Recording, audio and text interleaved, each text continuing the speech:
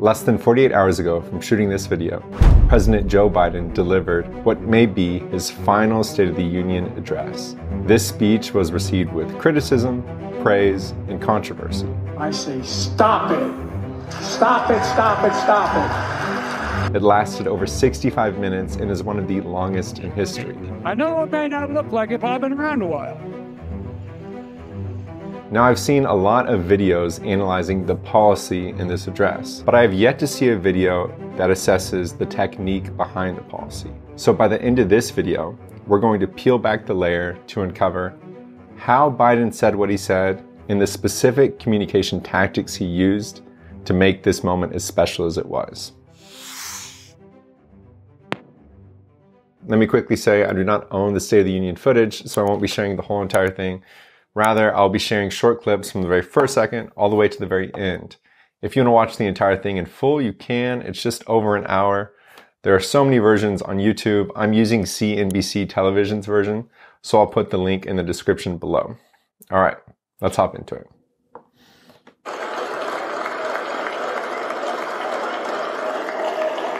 I'm going to mute them real quick. I don't even see the president yet, and that's a big point of this, is that this version is 2 hours long. I saw some versions online that were 4 hours, 5 hours. And I wanted to quickly make the point that the State of the Union as an event is such an interesting communication event because it's filled with nuances. It's a ton of this. It's who's who. These people have been around. There's no assigned seating, so they have to fight for good seats. The people who are sitting along the aisle there where people come out have been there for hours. It's like waiting for the new iPhone outside the Apple store. The State of the Union has been around since George Washington. It wasn't always a public speaking event. Originally, it was written. The Constitution doesn't say you have to go to Congress and give a big address. It just says you need to inform Congress of the status of the Union from time to time. Woodrow Wilson was the first president to actually go to Congress and talk. Harry Truman was the first televised president. Since then, it's been a huge deal. It's all over YouTube, streaming, CNBC Live, all of the major news networks. But let's skip a little bit ahead. I'll show you the venue. This is the U.S. House chamber. This is where every State of the Union is. The space is huge. It's packed. It's very much sets the scene. The space that we're in affects how we communicate. Like whenever we go to a restaurant for a date, it's dim, it's close, they got soft music playing, so then you whisper and you look each other in the eye. This is a really grand space and it's large. So the president's going to have the floor. It's not going to be a back and forth discussion. It's not going to be a question and answer type deal. He's going to talk for as long as he wants to talk. But let's see how he comes out. Good evening. If I were smart, I'd go home now. Okay. So he cracks a joke, right? A joke is one of the best things to use, especially when you're the U.S. president, because you know people are going to laugh. In January 1941, Franklin Roosevelt came to this chamber to speak to the nation. And he said, I address you at a moment unprecedented in the history of the Union. Hitler was on the march. War was raging in Europe. President Roosevelt's purpose was to wake up Congress and alert the American people that this was no ordinary time. Freedom and democracy were under assault in the world. Tonight, I come to this same chamber to address the nation. Now, it's we who face an unprecedented moment. Here he sets the scene. He goes from making a joke to immediately bringing people. January 1941, Franklin Roosevelt stood where he stood, World War II, and he talks about Hitler and democracy being under attack and how that moment was unprecedented because they needed to move and they needed to move fast. And what's interesting is he says, now is a time similar to that one. In the history of the Union. And yes, my purpose tonight is to wake up the Congress and alert the American people that this is no ordinary moment either. Not since President Lincoln and the Civil War have freedom and democracy been under assault at home as they are today. What makes our moment rare is that freedom and democracy are under attack both at home and overseas at the very same time. Overseas, Putin of Russia is on the march, invading Ukraine and sowing chaos throughout Europe and beyond. So we time travel back to 1941 with Franklin Roosevelt, World War II, under the threat of Hitler. And he makes the comparison to modern day. He says, our democracy is under attack at home, our democracy is under attack abroad, and we need to do something about it because Putin is invading Ukraine. This is a really popular, persuasive speaking strategy, and that's starting with the problem. When you start with the problem, you get to build tension. And tension is important because tension keeps people's attention. They like suspense. We like the rags to riches, the hero's journey, the comeback story.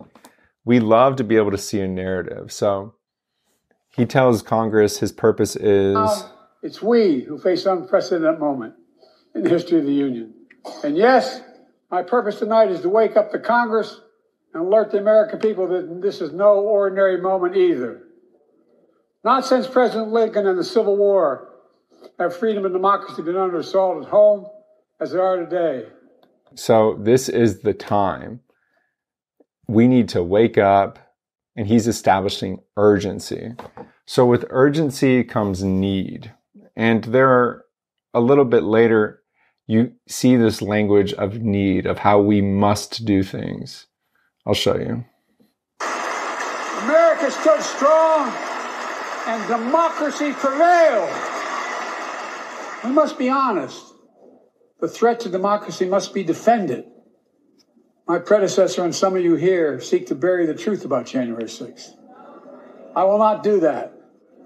This is the moment to speak the truth and to bury the lies. Here's the simple truth. You can't love your country only when you win. Oh, look at that. Kamala's opened her mouth like, oh.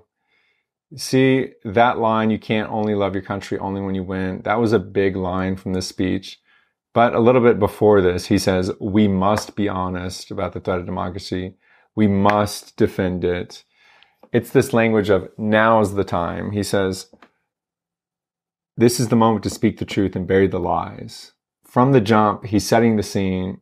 He's making it urgent. He's laying out the problem. And now what he gets to do is what I like to call build the bridge. So whenever you create the problem world, you give it thorns. The thorns he gave it were our democracy is under attack at home, abroad. This is unprecedented. And what he has to do now is show us the bridge to the better world. This is the solution world.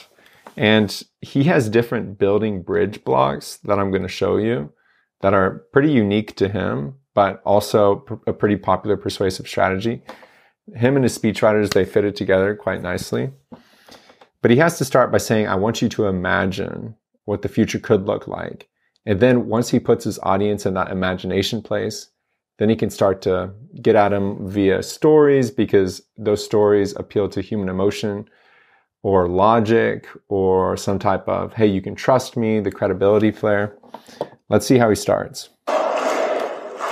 Tonight, I want to talk about the future of possibilities that we can build together. A future where the days of trickle-down economics are over and the wealthy and the biggest corporations no longer get all the tax breaks. And by the way, I understand corporations. I come from a state that has more corporations invested than every one of your states in. So he says, I want to talk about a future of possibilities. And he repeats that phrase again. He says, a future. And then he says, and imagine what that could do for America. Imagine a future with affordable child care. Millions of families can get they need to go to work to help grow the economy.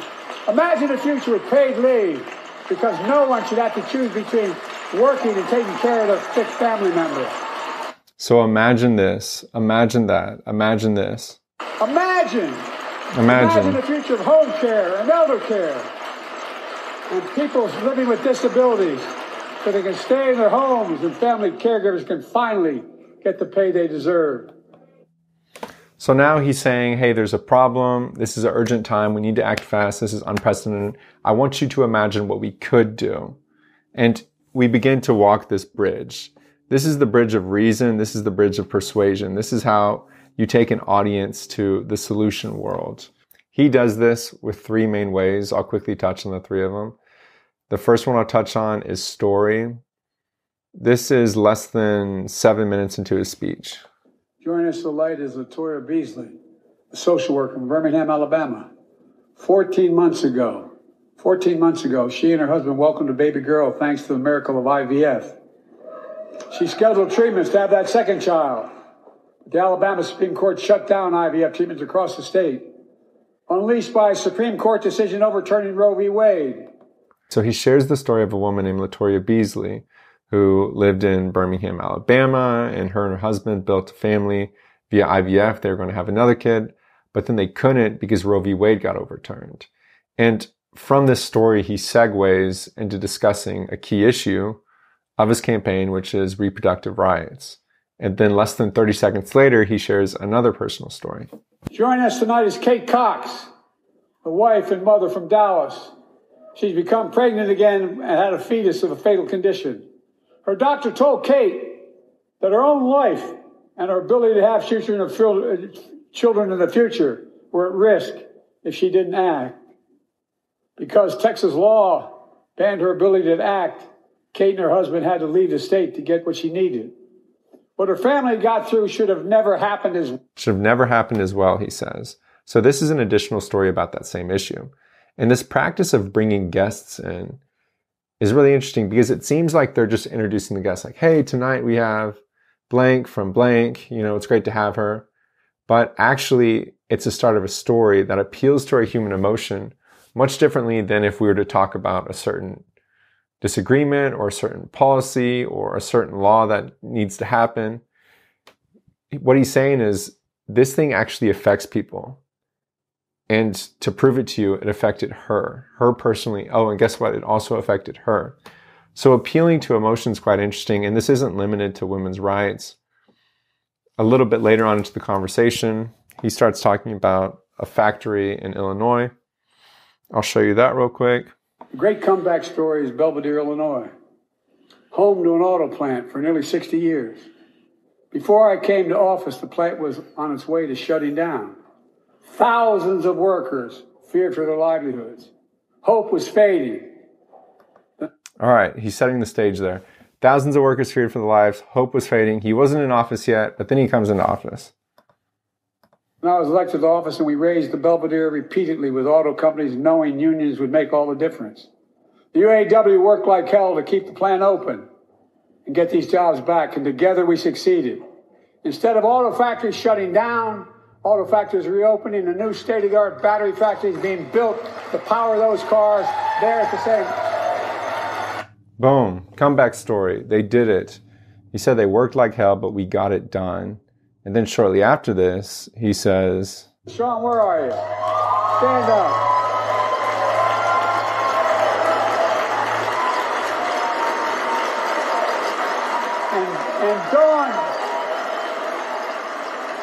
And Dawn Sims, a third-generation worker, UAW worker at Belvedere. Sean, I was proud to be the first president to stand on the picket line. And today, Dawn has a good job in her hometown, providing stability for her family and pride and dignity as well. So we hear the story, but then we see that he invited the people, a labor leader, a union worker.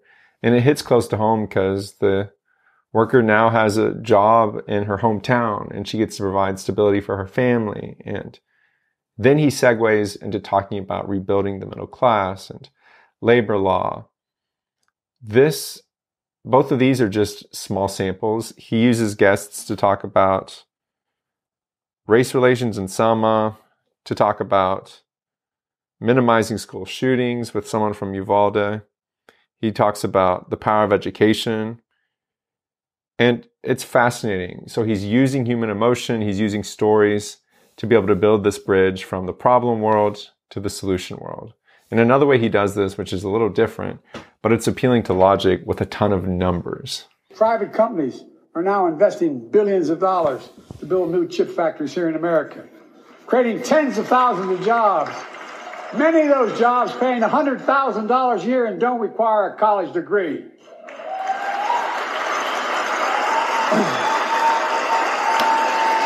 They've attracted $650 billion in private sector investment, in clean energy, advanced manufacturing, creating tens of thousands of jobs here in America. And thanks to our bipartisan infrastructure law, 46,000 new projects have been announced all. A ton of numbers. So that was about 30 seconds. I skipped through the applause breaks, but we hear 46,000 new projects, tens of thousands of new jobs in America, $650 billion in private sector investments, jobs paying $100,000 a year, investing billions of dollars to build new chip factories, creating tens of thousands of jobs in many of these places. It is a ton of numbers, and this appeals to our logical brain. I see this all the time with State of the Unions. Presidents love to use numbers. A big reason why is because they want to show that they're doing stuff, especially Joe Biden right now, because he's about to go into an election.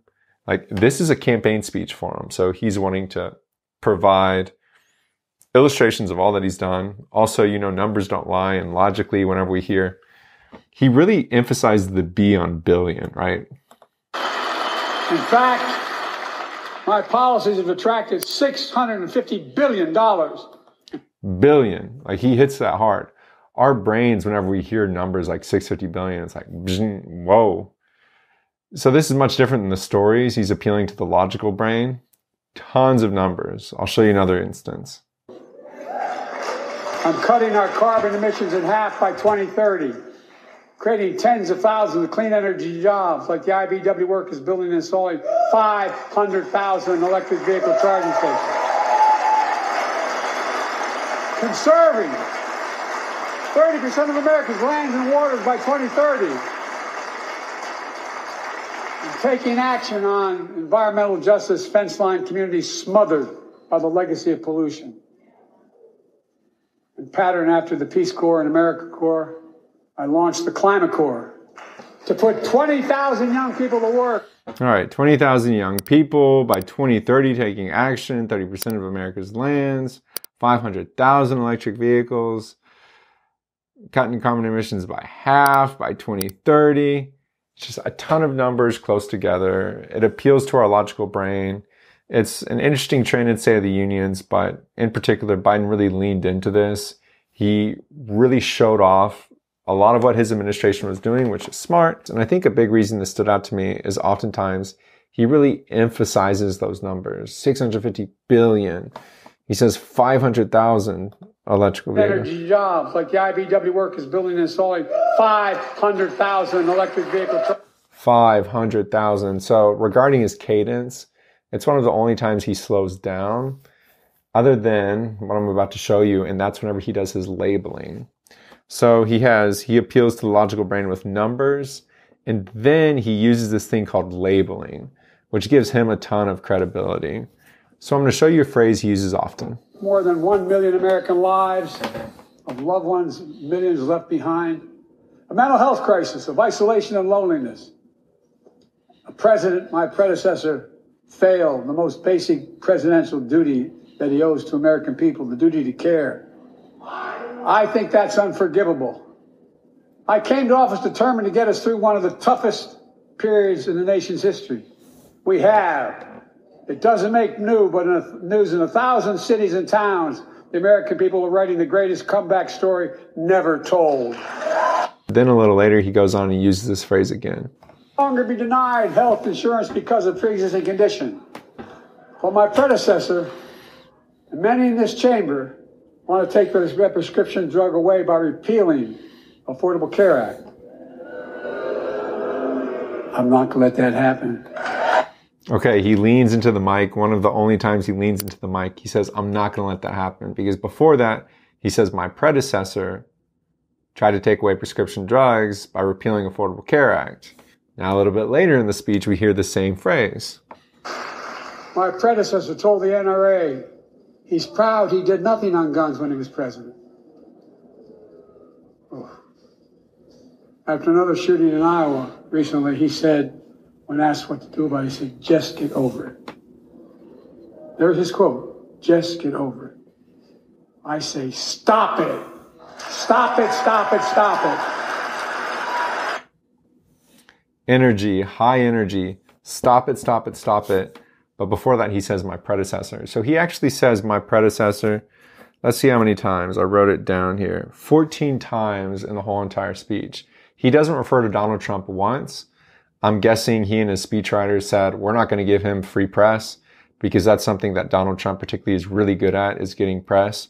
So he refers to him as my predecessor, doesn't refer to him by name. Every time he refers to him, though, he says something negative about his predecessor and then follows it up with strong energy and something positive about something his administration has done. I think this was very intentional. I think he and his speechwriters sat down and were like, hey, there's this narrative that you can't keep up. So 14 times he says my predecessor, and then he one-ups his predecessor with energy. Definitely not an accident, and that definitely stood out to me. So with framing, talking about his predecessor, these set up the bridge to bring us to what we call the solution. And he tells people to imagine a world now. He says, Americans, the issue facing our nation isn't how old we are, it's how old are our ideas. Hate, anger, revenge, retribution are the oldest of ideas. But you can't lead America with ancient ideas. It'll only take us back. You lead America, the land of possibilities. You need a vision for the future and what can and should be done. Okay. Not an accident to say it's not about how old you are. That's definitely the largest criticism about Joe Biden is his age and mental faculty. So he's saying you can't be too old. Rather, it's about the age of your ideas, which is an interesting positioning. Tonight you've heard mine. I see a future where defending democracy, you don't diminish it. I see a future where we restore the right to choose and protect our freedoms, not take them away. I see a future where the middle class finally has a fair shot and the wealthy have to pay their fair share in taxes. I see a future. And he goes on for a while. Reminds me of, like, I have a dream, I have a dream, I have a dream. It's a vision setting, it's vision casting. But it's near the very end of his speech. So this is for his campaign. This is for the next presidential election. Well, we saved the planet from the climate crisis and our country from gun violence. Above all, I see a future for all Americans. I see a country for all Americans. And I will always be president for all Americans. Because I believe in America. I believe in you, the American people. You're the reason we've never been more optimistic about our future than I am now. I've never been more optimistic about our future. Big change from the very beginning of the speech where he says, frick, this is unprecedented. What do you say? Since Abraham Lincoln, never has our democracy been under attack at home and abroad as much as it has. References back to Franklin Roosevelt in World War II with Hitler, and he's talking about Putin, but now he's talking about optimism. And it's the right thing to do. You want to end a speech on a high note. All of the presidential addresses I've looked at, favorability is higher whenever optimism is one of the biggest overwhelming themes. People want to be bought into optimism. They could be scared at first, but they don't want to leave scared. It's the beauty of Walt Disney, right? Happily ever after. So let's build the future together. Let's remember who we are. We are the United States of America. And there is nothing beyond our capacity when we act together. God bless you all, and may God protect our troops. Thank you, thank you, thank you. And he ends with a positive note. It's a collective notion. Let's build this future. Call to action. Come on, guys. God bless the troops. It's got to be so cool to be able to finish a speech with God bless the troops. I think him and his speechwriters definitely weren't playing whenever they wrote this speech. I think they treated it like a campaign speech. It's interesting to see how he used stories, numbers, framing to get people to the solution. And then whenever he got them there, it was a really big deal. Overall, it was a really interesting speech. I have read criticisms. I've also read praises about it. I think if you look at the rhetorical structure of it, he hit a lot of the marks where he needed to be. I imagine he in his administration see it as a success. It'll be interesting to see the rest of the campaign. If you like content like this, I'm glad you stuck around till the end. I will be creating more content. Feel free to leave feedback in the comments. Let me know what I missed. Let me know if I reached too far on something. In addition, I also have a Patreon. So if you're interested in the art of communication or human interaction, I have ad-free versions of all of my clips there. I'm going to have exclusive content just for Patreon members and then early access. So if that's something you're interested in, the link is in the bio. But other than that, I'd love for you to subscribe to the channel. And without further talking from my mouth, this was fun, and we'll see you next time, folks.